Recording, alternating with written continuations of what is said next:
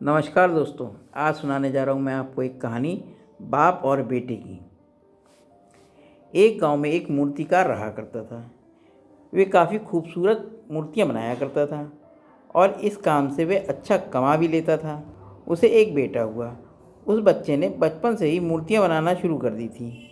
उसका बेटा भी बहुत अच्छी मूर्तियाँ बनाया करता था और बाप अपने बेटे की कामयाबी पर खुश होता था। लेकिन हर बार बाप अपने बेटे की बनाई मूर्तियों पर कोई न कोई कमियां निकाल दिया करता था। उसका बाप कहता था, बहुत अच्छी मूर्ति बनाया है, लेकिन अगली बार इस कमी को दूर करने की कोशिश करना। बेटा भी कोई शिकायत नहीं करता था। वे अपने बाप की सलाह पर अमल करते हुए मूर्तियों को और भी बेहतर बनाने लगा। इस लगातार सुधार की वजह से बेटे की मूर्तियां बाप से भी अच्छी बनने लगीं। और एक ऐसा समय आया जब उनके बेटे की मूर्तियों को लोग बहुत पैसा देकर खरीदने लगे, जबकि बाप की मूर्तियां पहली वाली कीमत पर ही बिकने लगीं। बाप अब भी अपने बेटे की मूर्तियों पर कमियां निकालता रहा, लेकिन बेटे को अब यह अच्छा नहीं लगता था। लेकिन फिर भी वह उन कमियों को सुधार लेता था। एक समय ऐसा भी आया जब बेटे के सब्र ने जवाब दे दिया। बाप जब कमियां निकाल रहा था, तब बेटा बोला, आप ऐसे मेरी मूर्तियों पर कमियां निकाल रहे हैं जैसे कि आप बहुत बड़े मूर्तिकार हैं। अगर आपको इतना ही समझ होती तो आपकी मूर्तियां इतनी कम कीमत पर नहीं बिकती। मुझे नहीं लगता कि मुझे आपकी सलाह लेने की ज़रूरत है। मेरी मूर्तियां बहुत अच्छी हैं। बाप ने जब बेटे से यह बात सुनी तो उसने बेटे को सलाह देना और मूर्तियों पर कमी निकालना बंद कर दिया। कुछ महीने तक बेटा खुश रहा। फिर उसने ध्यान दिया कि लोग अब उसके मूर्तियों की इतनी तारीफ नहीं करते जितनी पहले किया करते थे।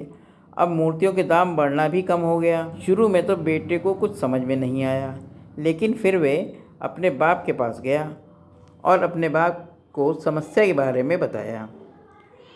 बाप ने बेटे को बहुत शांति से समझाया, जैसे कि उसे पहले से ही पता था कि एक दिन ऐसा भी समय आएगा।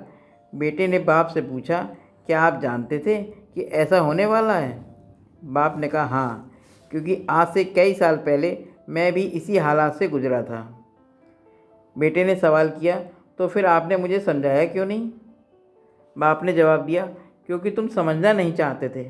मैं जानता हूँ कि तुम्हारी जितनी अच्छी मूर्तियाँ मैं नहीं बनाता, और यह भी हो सकता है कि मूर्तियों के बारे में मेरी सलाह गलत हो, और ऐसा भी नहीं कि मेरी सलाह की वजह से तुम्हारी मूर्तियाँ बेहतर बनी हों।